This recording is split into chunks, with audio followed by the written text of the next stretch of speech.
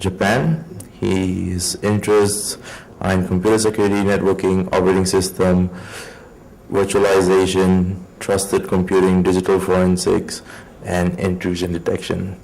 He published a lot of academic papers in those fields and frequently gets around the world to present his research results in various hacking conferences. Quyuh obtained his PhD degree in computer science from Keio University, Japan.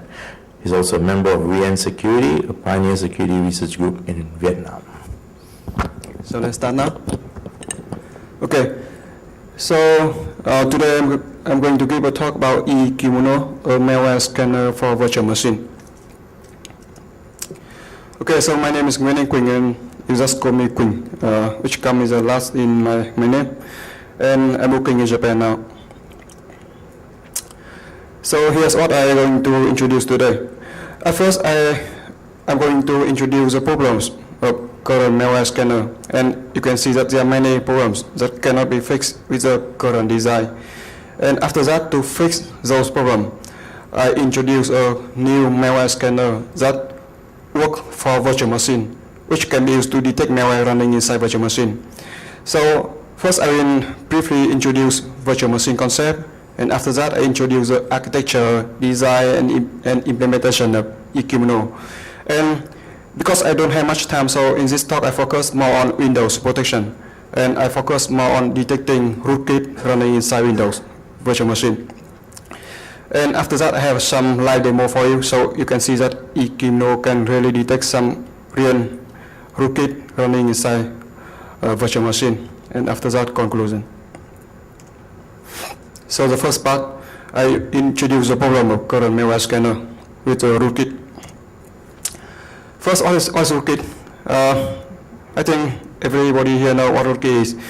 Rootkit is type malware that's trying to hide their existence in the system. So you don't know that your machine is infected with the malware.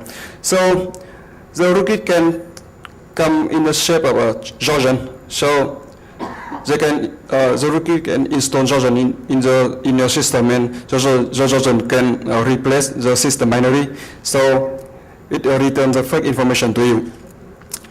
And the other type rootkit, which is more dangerous and it's harder to detect, is the type rootkit that try to modify the system to hook critical function that can disclose the rootkit in the system. So first of all, the rootkit can try to patch the system process at runtime. They can try to patch import arrest table, export arrest table. They can try to do inline hooking, or they can even modify the system kernel. So they can patch the system code. They can change the import, the interrupt descriptor table. They can change the ZDT. They can modify the import arrest table, export arrest table, and they can also modify kernel objects using, first of all, the decomp technique. So you can see that there are a lot of techniques can be used by rootkit to hide the existence in the system. Okay, so to detect rootkit, what to do? Of course, usually you run some malware scanner to detect the malware in your system. So the idea is that to detect the malware inside your system, you run the malware scanner inside the system. And remember that mostly the current malware scanner only scan hard disk to detect malware. So yeah, you can see that there are many problems with the current malware scanner. First of all, you can see the malware can run inside user space, the malware can run in the kernel space, and the malware scanner can run in user space or kernel space or both. And you can see that there are some big problems. So first, because first of all, you can have the malware running inside the kernel, so the malware can return the fake information to the malware scanner. So the malware scanner cannot see the real information. Right? So that means the malware scanner can be easily fooled by the rootkit, especially if the rootkit runs inside the kernel. And because if the rootkit runs inside the kernel, it can easily tamper with the rootkit scanner, with your malware scanner. and you can even attack your malware scanner. You can make it work incorrectly, or it can even kill your malware scanner, for example. So the malware scanner doesn't work correctly anymore. The other problems. So as I said in the last slide, the current malware scanner mostly focus on scanning the hard disk, but most of them ignore the memory. They don't scan memory, but they focus on scanning the hard disk only.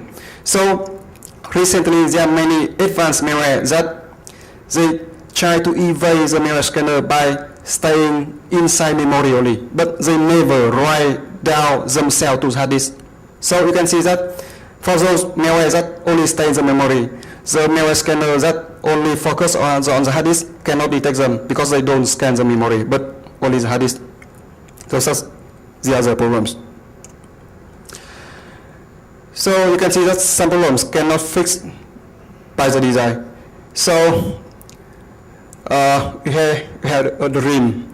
I want to have a perfect malware scanner. So I have 3 requirements for my good malware scanner. So I want a malware scanner that can detect the malware inside the memory, not only in the hard disk.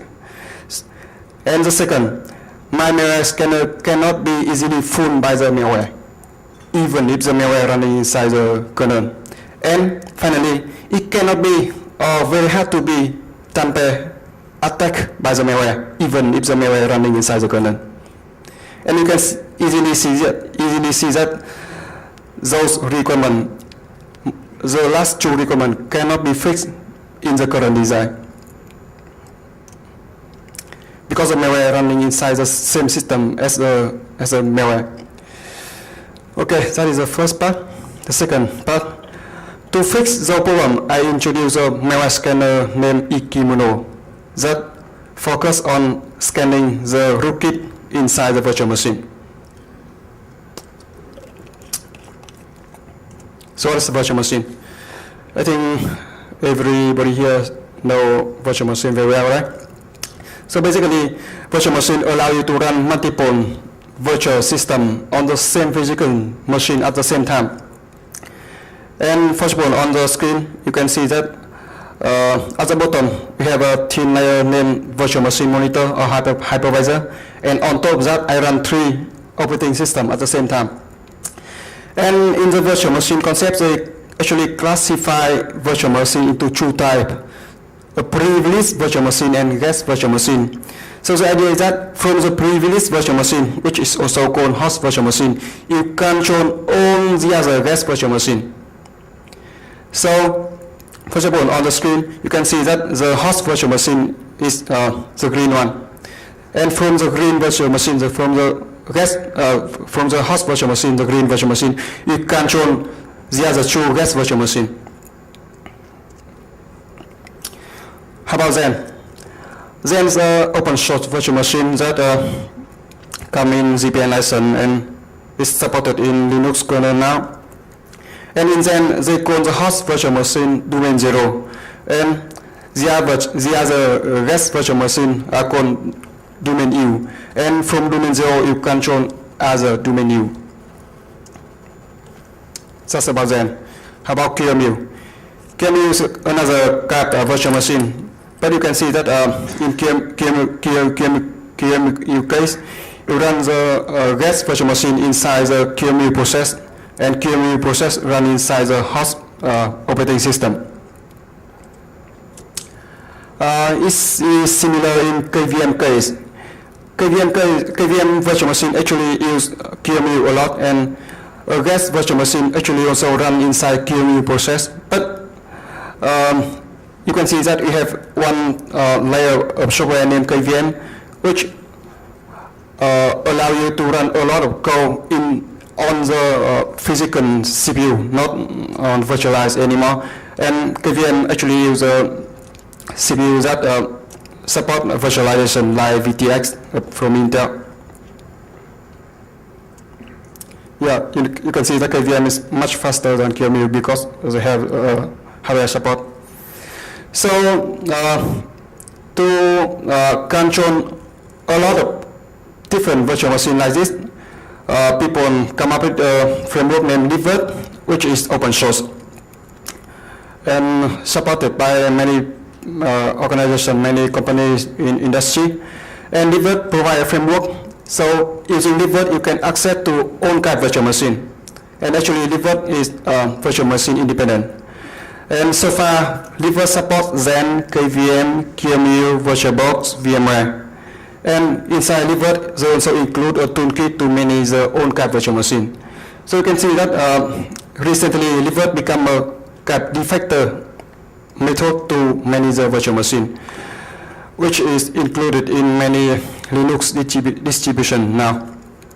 So you can see that on the screen. libvirt is kind of a framework, and libvirt can be used to manage many kind of virtual machine, Xen, KVM, QEMU, VirtualBox, VMware. And on top of libvirt, you can build your application, which use libvirt to access to and to manage all those virtual machines.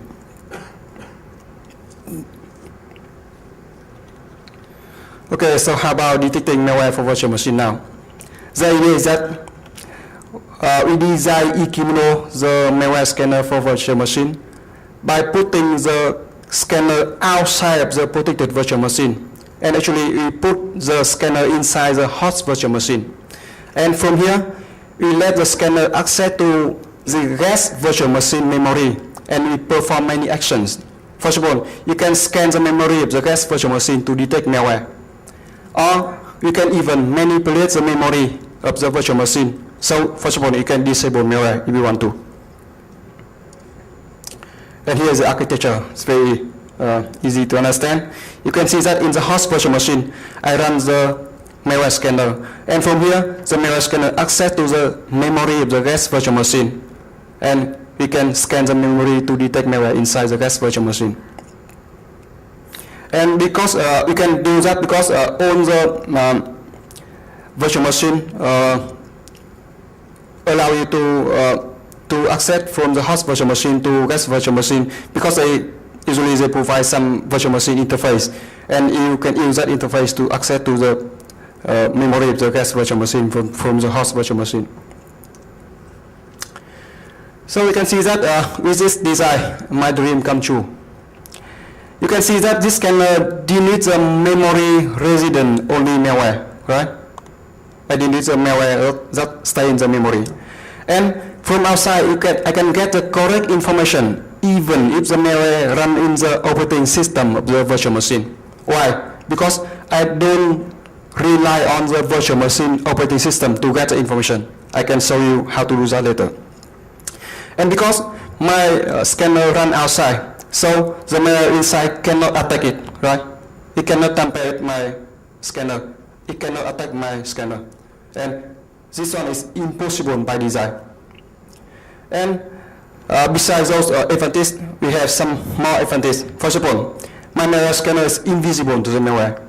It runs outside. The malware inside cannot know that it is being monitored by the scanner running outside.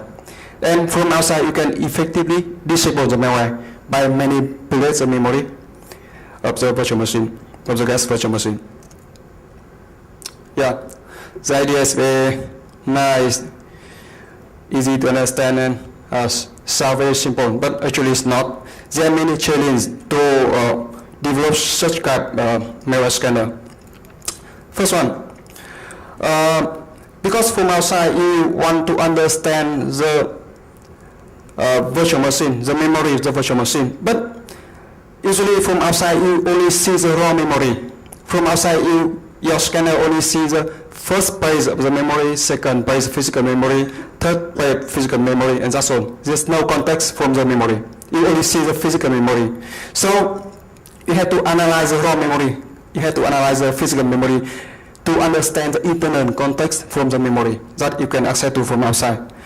And because from inside, first of all, you want to locate and you want to access to many system objects inside the memory. First of all, you want to access to the memory that contains the kernel module. You want to access to the memory that contains the process and many things like that. But all those things are represented in the virtual memory, not in physical memory. And from outside, you only see the physical memory. So the first challenge is that you have to understand the virtual memory. And you know that you only have access to physical memory. And the second part, after you can understand the virtual memory, you have to access to the virtual memory, and you have to get the OS semantics object from the virtual memory of the virtual machine. And of course, this part you need to have very good understanding on the operating system of the virtual machine. So there are two problems: how to understand the virtual memory and how to get the OS semantics object from the virtual memory of the virtual machine. And we solve those problems by designing a multiple layer framework. To understand the virtual memory, we design the framework named AnyDoor. To get the OS semantic objects from the memory of the virtual machine, we come up with another framework named eKimono. And here is the full architecture. We split the eKimono into multiple layers, as you can see in the screen.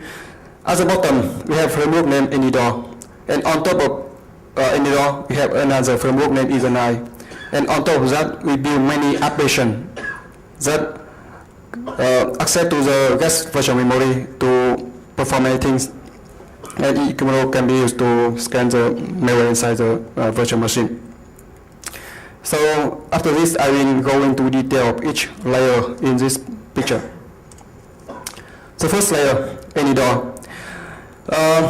As you will remember, AnyDoor can be used to access to the physical memory and virtual memory of the virtual machine. And you can see that we build to support all kind of virtual machine available. We build very flexible design, and each virtual we design a kind of interface it's kind of a plugin interface, and each virtual machine can be supported as a plugin. So you can see that we provide a plugin interface for all kind of virtual machine, and first of all, to support Zen virtual machine, you have plugin for Zen. To support virtual machine which is supported by libvirt, we have a libvirt interface, and to support virtual machine from VMware, we have a VMware interface, VMware plugin. And you can see that in this framework, the middle layer is here to convert from the virtual memory to physical memory, and after that, it uses a below plugin to access to the physical memory. And actually, AnyDoor is designed to work with all kind of operating system, but we still want to take the advantage of some knowledge we know about some specific OS to speed up the converting process from virtual OS to physical OS. So we should have some optimization and enhancement for some particular OS like Linux and Windows. Okay, so here I emphasize again. AnyDoor can access to physical memory of the virtual machine, and it doesn't depend on operating system, and it works with all kind of virtual machine. And actually, it supports Zen, KVM, and QEMU out of the box so far. You don't need to do anything to support those virtual machines. And we can also support VMware, but not yet, and I explain later why. And AnyDoor gives you access to virtual memory, and actually it plays a kind of role of memory management unit, as in the MMU unit in the physical system, and it's kind of software-based MMU to convert from virtual OS to physical OS, and it understands all kind of memory mode available in Intel architecture now. And this framework also provides access to the register of the virtual machine.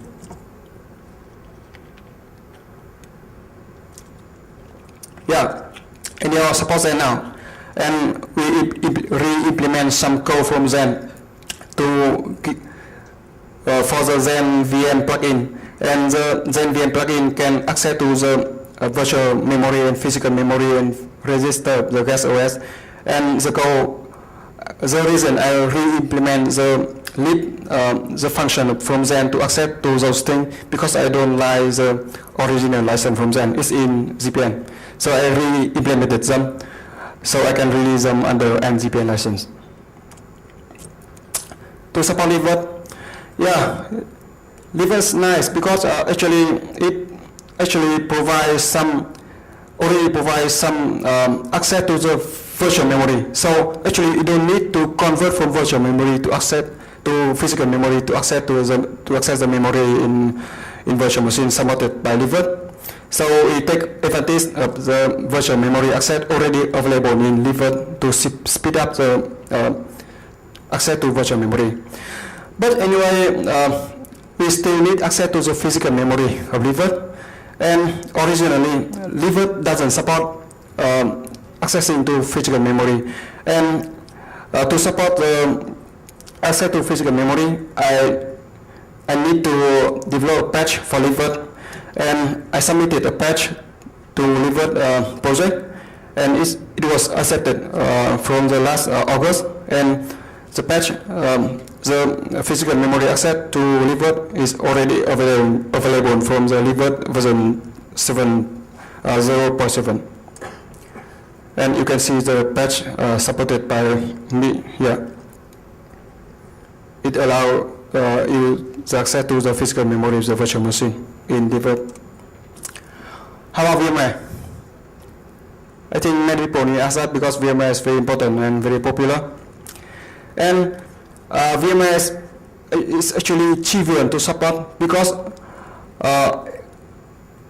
you really need the access to the physical memory of the virtual machine, and actually that functionality is already provided by the VM-Shape API from VMware. But unfortunately, the VM-Shape API is not open to the public, so you cannot support VMware so far. But once they release the VM-Shape API to the public, we can support VMware very easily. And there's some simple for the AnyDoor framework, so you can see how it works. There's some API. So you can see the two top function, AnyDoor read user and AnyDoor write user. Those functions can be used to access to the memory of the process inside the virtual machine.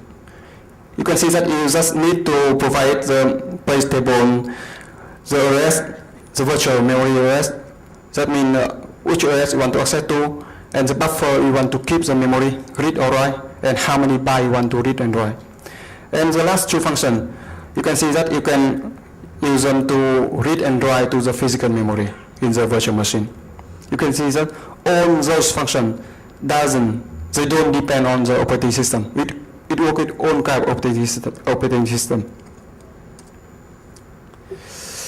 Yeah, that's the first challenge, how to understand the virtual memory, and we solve that by a framework named AnyDoor. The second challenge, how to get the OS semantic object from inside the virtual memory of the virtual machine. And to solve this problem, we have another framework named eKimono. And eKimono is a framework that runs on top of AnyDoor. And eKimono uses service provided by AnyDoor to access to the virtual memory and physical memory of the virtual machine. And eKimono can be used to get the OS objects from the virtual memory and physical memory of the REST virtual machine. And because we want to use eKimono for security purpose, so eKimono focus on important objects, especially which is usually exploited by malware or can disclose their residence inside the memory. So we focus on objects like network port, network connection, process, kernel module, and so on. And here's the architecture. We also split the eKimono framework into multiple layers, so it's very flexible and can be easily extended in the future. And now I am going to explain what each layer does. Why I split eKimono framework into multiple layers like that? Because there are many challenges. First, now you can, thanks to the AnyDoor framework run below the eKimono framework, you can access to the virtual memory and physical memory. So now we want to get the semantic object from the memory, right? So you need to have very good understanding on the OS internal. So actually this framework really depends on the OS, on the particular OS. At first, you need to locate object in the memory.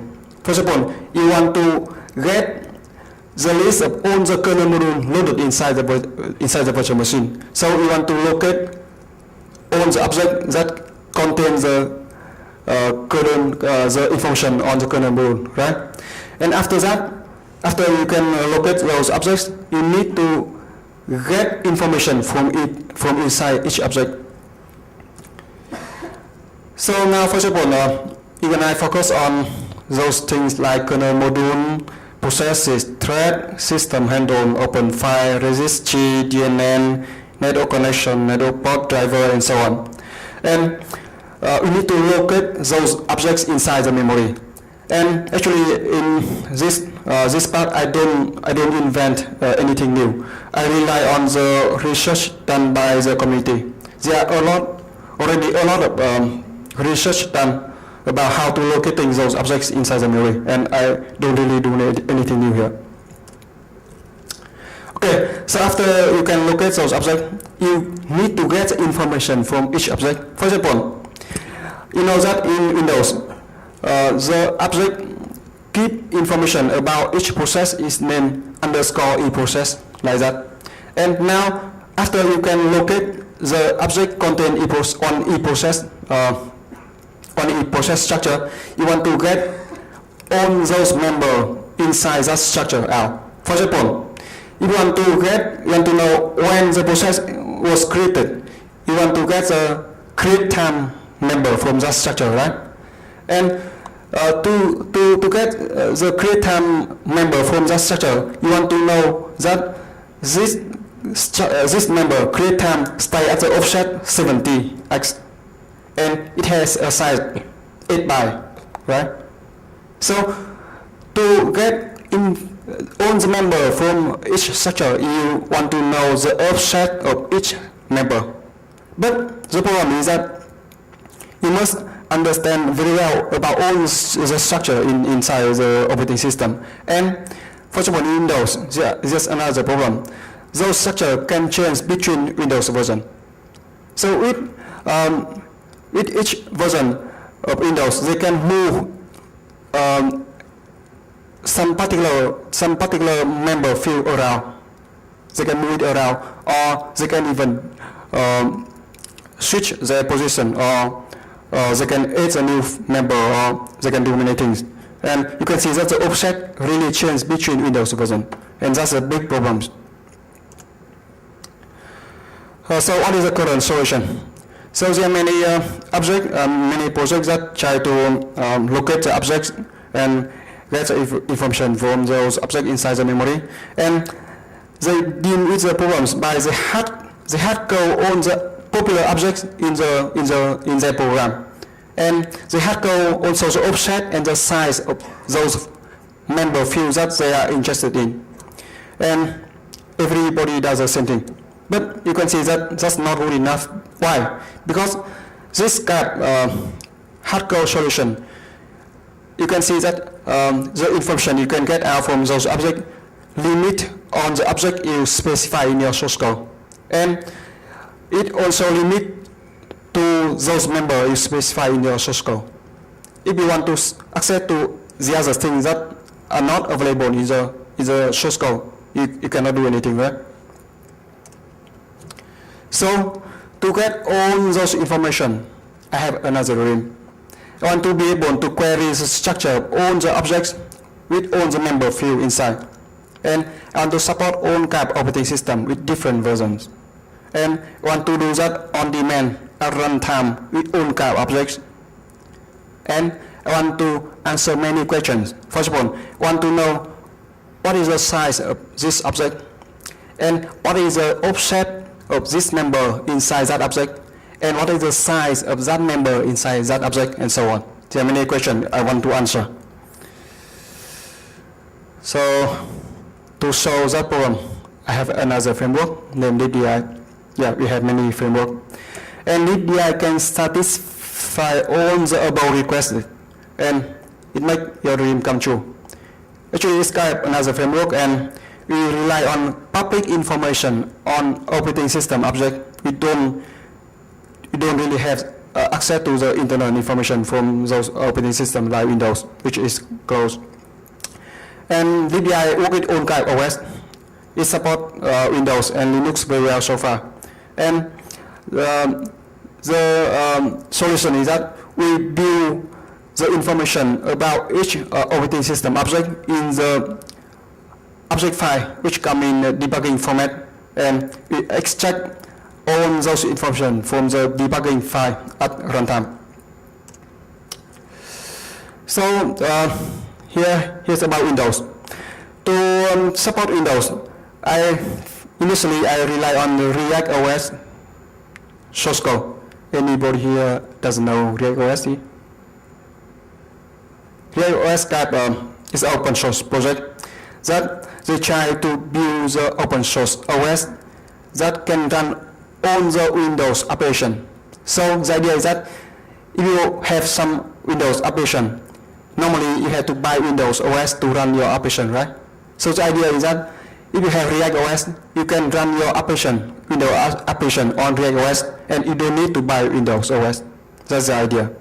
And React OS is free and open source. It supports Windows 3000, 2003 and up. And you can see that to get the information from the Windows object, I compile the React OS file header with the debugging information. So you can see in the last slide, I use a GNU compiler, and I build my small program that include all the React OS prototype inside the code, and I combine it with debugging option. And the idea is that with each version of Windows, I have one object file. So there's some problems because React OS so far only support Windows 2003 and up. So I need to patch the React OS header so it can support Windows XP and the version other Windows version before that. And I rely on Windows debugging simulator, which is open to the public. And besides that, really React OS, there are many problems in the information. First of all, there are many incorrect information in the React OS source code. So I need to fix the incorrect and not updated data structure from React OS, so we can support Windows Vista and Windows 2008, for example. And for the recent version of Windows, like Windows 7, React OS doesn't support. So I need also to patch React OS prototype header to support Windows 7. And here are some libdi API, so you can see that how we can use it to access to all the information from those objects. First of all, you can see that the top function di structure size. You can use this one to get the structure size if you give this function a structure name. You can also give the size of each member inside the structure if you use the second function di member size, and you need to give this function the structure name and member name. And even to get the offset of a particular member, you call the third function di member offset, and you give this function the structure name and the structure member. Here's a very simple code using libdi. That even to get the information from the Windows XP Service Factory version, I can call the function name di-open, and I open that object file for build for Windows XP Service Factory. And the next slide, I can call di structure size to get the size of e process structure. Next one, even to get the member size, the size of member create time inside the e process structure, I call di member size and gives that function the e process and create time as a parameters. And lastly, you can see that I can get the offset of create time using the di member offset function. So it's very easy, and you can do that at runtime with own version of Windows. You can access to all the structure and all the member inside each structure. Okay, so after you can access, you can have the internal information of all those objects. You can use those information to actually extract those objects from the from the memory of the virtual machine for you. So we design the API so it's very hard to be abused by the malware running inside guest virtual machine. So we design the API so that you can get the first object in the list object. For example, you want to get the list of all the kernel module inside the virtual machine. You call one function to get the first object, first kernel module, and after that you have another function to get the next kernel module inside the list, and so on. You repeatedly call that function to get the next object until you reach the last object. So here's some simple API from eKimono. For example, you want to get the first process inside in the list of all processes inside the virtual machine. You call the first function get task first, and this one returns the rest of the objects that keep the information about the first process in the memory. And after that, you call the get task next to get the next process inside the list, and you repeat that process again and again until you reach the last process inside the list of all the processes. And you can see that there are some other functions to get the process ID. You can get the first DNN file opened by that process, and you can get the next DNN file in the list of all the DNN file opened by that process, and you can keep calling the last function until you get all the DNN file opened by that process. So here's a full architecture again. So you can at the bottom layer, you have framework named libdi, and libdi can give you the access to the debugging information in all those objects I showed you before. And we support Windows object and Linux object so far, and you can see that in the middle layer. And on top of that, you have the actual API that extract all those objects from the memory for you. And here's a full picture again. So eKimono run at the bottom, and it gives you the access to the physical memory and virtual memory. And eKimono provide the service to eKimono run on top of that, and eKimono can access to the physical memory and virtual memory thanks to eKimono, and eKimono can return the information about all the objects inside the memory that you want to access to. And eKimono is built on top of eKimono, and eKimono can access to all the objects inside the guest virtual machine, and it can process the information and perform any action, for example, like scanning the memory to detecting malware inside the guest virtual machine. Yeah, that's a picture. So you can see that there are some other advantages provided by eKimono. First, you can see that our scanner runs totally outside the virtual machine, and we don't need any support from the guest virtual machine. You don't need to install any agent inside the virtual machine. Just run the scanner outside, and that's all.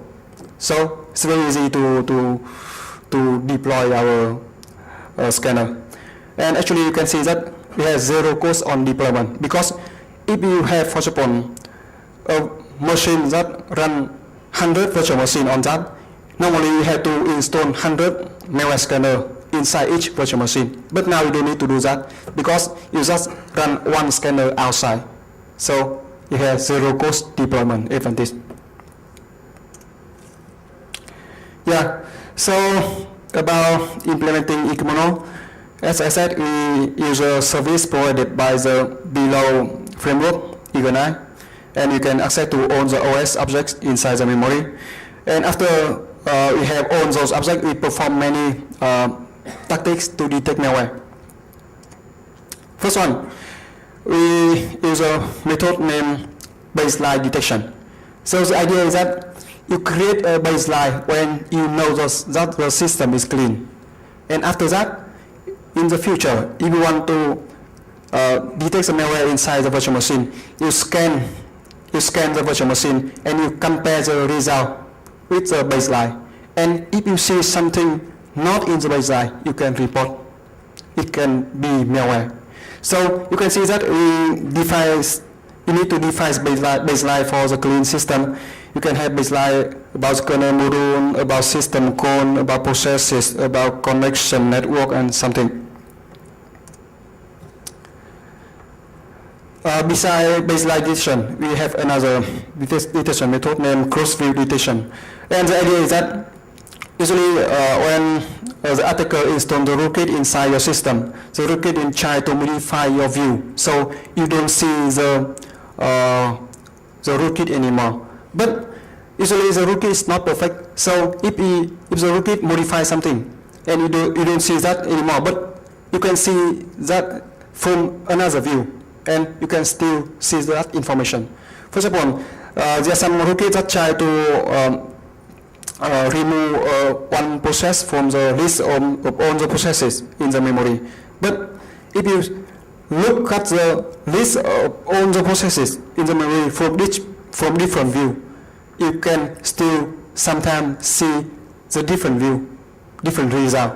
And they call this detection method named cross-view detection. So you compare critical system object from different point of view, and if you see the difference between views, you can see that something's wrong inside the system, and it can be rootkit. So far we perform cross-view detection on processes, threads, DNN, kernel modules, network connection, and the port. The third detection method we employ in eKimono is black and white list checking. So the blacklist detection is very simple. You know for sure that if you see something inside your system, you know that that's rootkit, that's malware. For example, some well-known malware can install some well-known kernel module inside the system. So when you see the list of all the kernel module and you see one that is well-known for malware, you can see that your system is infected, right? So basically, blacklist detection method, we list all the known bad object, and if you see something in the blacklist, you can report as malware. But you can see that sometimes we still have many false positives, so we have another checking named whitelist. So in the whitelist, you list all the exceptions that should not be reported. So you can use whitelist checking to eliminate many false positives that the malware scanner can report. And the final detection we use in eKimono is named abnormal behavior detection. So basically that the rootkit can modify your system in many places, in many critical places. First of all, it can modify the import arrestable, export arrestable inside processes, inside kernel module, inside the DNN, inside they can modify system code. So the idea is that if you see the information that should not be like what it is, you can report. For example, normally the system code on the system code arrest should point to one kernel module inside the Windows. And when you check all the system code, and if you see one system code point to somewhere else, not into that kernel module, you can report, right? Because that's abnormal things. And you can do the same detection on the other type things like IDT, GDT, import arrestable, export arrestable, and many other things. And here's a detection model. You run the baseline detection first, but actually baseline detection can be optional because in fact you don't always have baseline. So if you don't have baseline, you can ignore this step. But if you have that, you can run baseline detection, and This one can report the malware. And cross speed detection can also report malware. Behavior detection can report malware. Blacklist, whitelist detection can report malware as well. So you can perform many detection, and each detection can report malware for you. So we have many detection like that because we want to make sure that if one malware evade one detection, it can be reported by another detection method. Yeah, that's about the architecture, design, implementation of eKimono. And in the next part, we have some demo, so you can see that eKimono can really detect the malware. So we try to detect some rootkit inside user space and kernel space inside Windows virtual machine.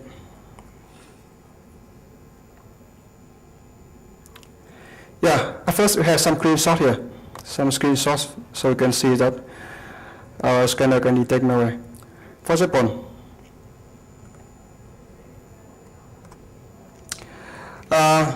here we try to detect a keylogger named init keylogger, and you run a scanner on the host virtual machine and scan the Windows virtual machine.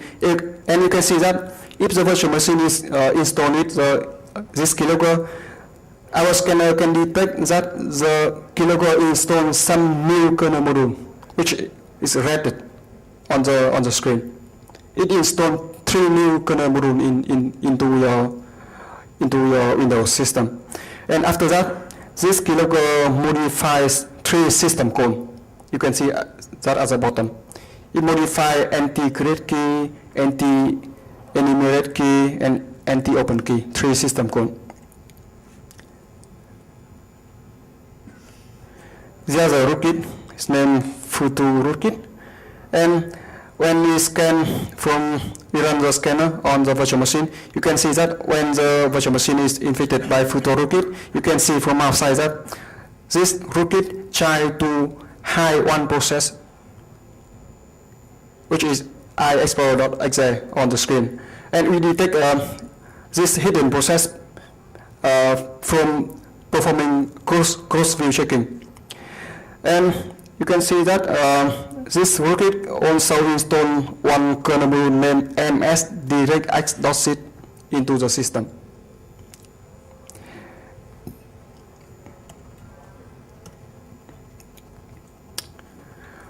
Finally, there's one rootkit named Vanquish rootkit, and we perform when we run the scanner on the virtual machine. You can see that this rootkit patches many imported functions inside services.exe. You can see the red line, and it also patches many imported functions inside svhost.exe. And there are a lot more modification. It tries to patch explorer.exe, so you cannot use explorer to find the Vanquish rootkit, which is installed in the file system. Yeah, that's it. You can see that our rootkit scanner can really detect some popular rootkit, and that's not on. Here's some live demo for you. So in this demo, I show you that my scanner can detect some real rootkit.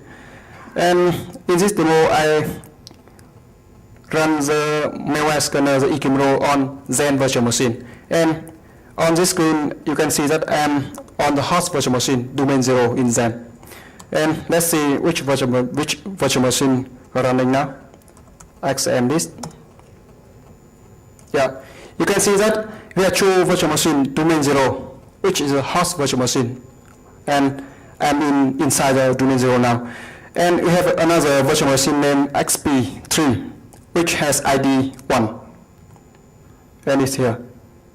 This Windows XP Service Factory, latest updated. And now let's try to run the eKimono scanner from domain 0 to scan the memory of the Windows XP virtual machine.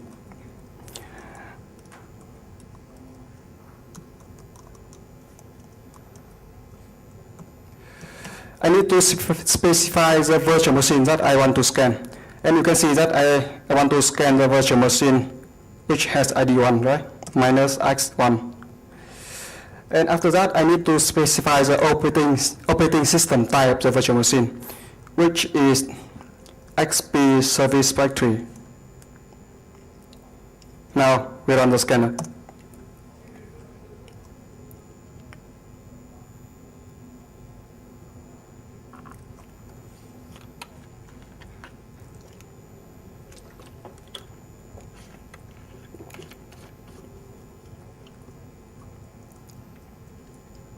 Yeah, you can see that my scanner scan many things inside the Windows virtual machine. And actually, I can tell you that my virtual machine is clean now. And you can see that from the result of the eKimono. You can see that I'm trying to looking for hidden processes. Nothing wrong. I look for hidden kernel module. Nothing wrong. I look for unregistered kernel module. Nothing wrong. Check export arrest table, nothing wrong. Checking system code, nothing wrong. And checking for the IRP hook inside the Windows driver, nothing wrong. Import arrest table in the processes. I check all the processes inside the virtual machine, nothing wrong. Actually, there's something wrong. You can see here. My scanner report some place that can be patched by something in some imported function, but actually this is false positive and you just ignore it now. Okay? So from running the scanner, I can say that my system is clean. Now, inside the virtual machine, I run on rootkit. Actually, it's not rootkit, but it uses many rootkit techniques. So if you can detect this program from the scanner, you can detect the real rootkit as well. And actually, this time I run the famous program from the sys internet named HIRBSecConf. This one should be familiar with everybody here. So HIRBSecConf can be used to monitor all the activities with the registry inside the Windows. Okay? So now from outside we run our scanner again, and let's see what it can find. You can see many red lines.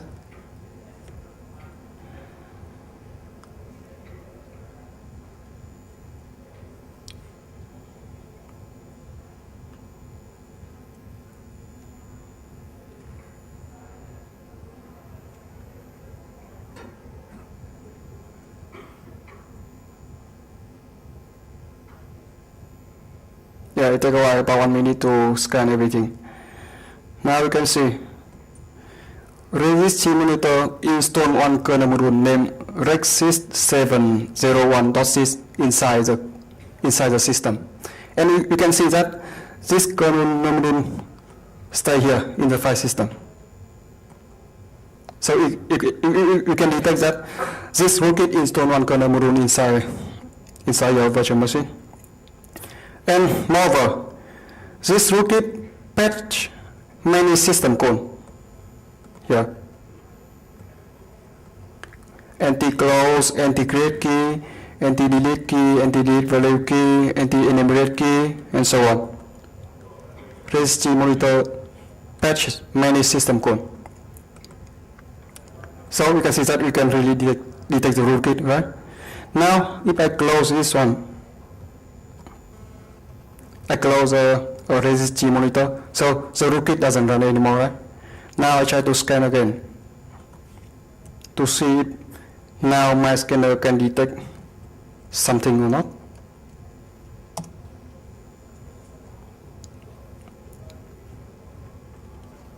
Can you see that? It's very different now.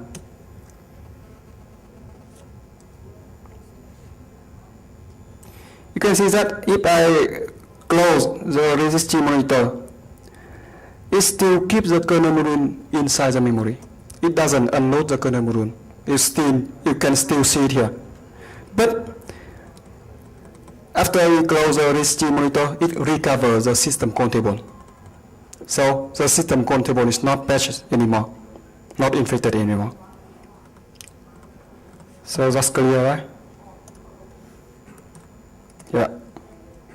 Okay, that's about detecting rootkit that can modify the kernel inside Windows virtual machine. Just another demo for you. I run another program. This one is also not rootkit, but it behaves like rootkit. It uses many rootkit techniques. So if you can detect this one, you can detect the rootkit as well.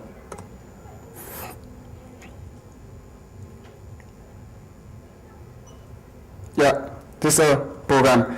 And this program tries to monitor all the printing activities inside the virtual machine.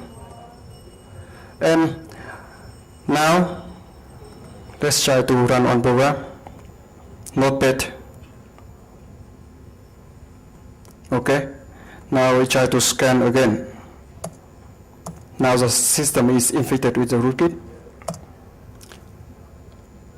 Can you see that? Just somehow realize. You can see that this rootkit installed a new kernel module here.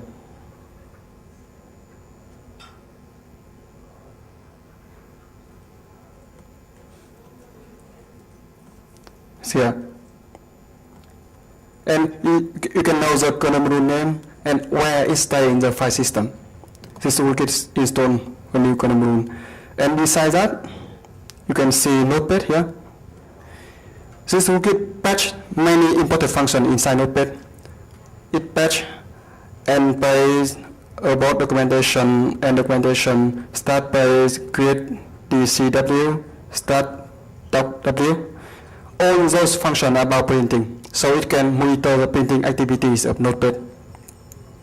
Now, let's try to close this rootkit. We unload the rootkit. And now let's try to scan again.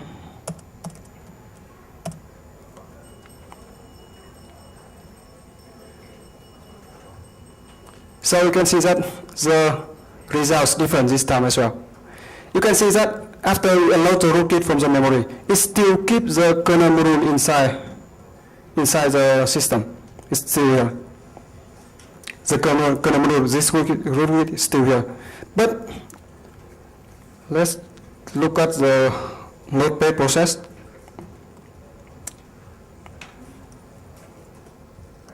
Something wrong. Let me try to scan again.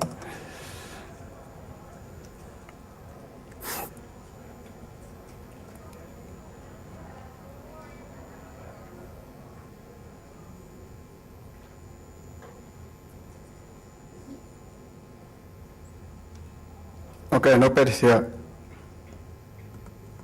It's not infected anymore.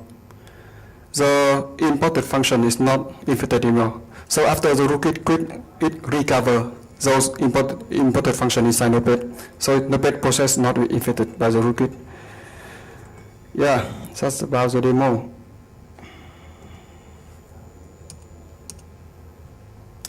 Okay, I don't have much time, so here come conclusion.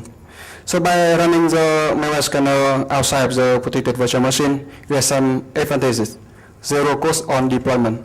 The rootkit cannot attack our scanner from inside, and our scanner can be visible to the malware inside the virtual machine.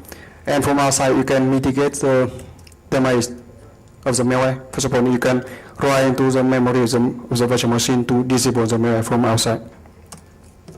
Okay, only 1 minute left. Any question?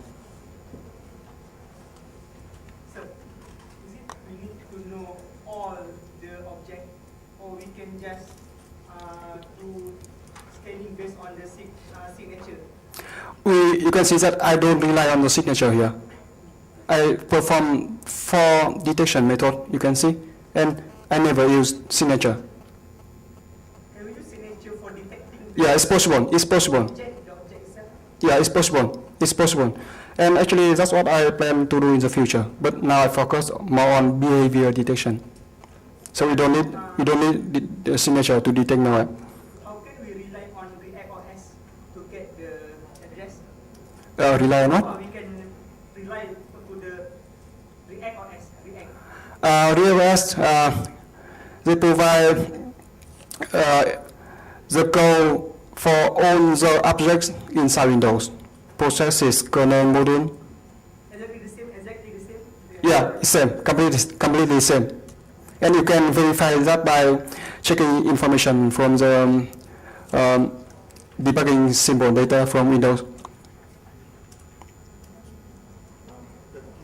Yeah. Will that be an issue if, let's say, the blue pilling of the Zen provider from the, Detecting blue pill? how about, yeah. No, because you can see that my malware scanner focus on detecting malware inside virtual machine. So yeah, blue pill is another thing that runs another layer, right? It's not inside the virtual machine. But Bluetooth can detect your eKimono. Is that Bluetooth running on your physical OS? My scanner doesn't try to detect blue pill, right? I try to detect malware running inside virtual machine. Blue pill never run inside virtual machine. No, I mean,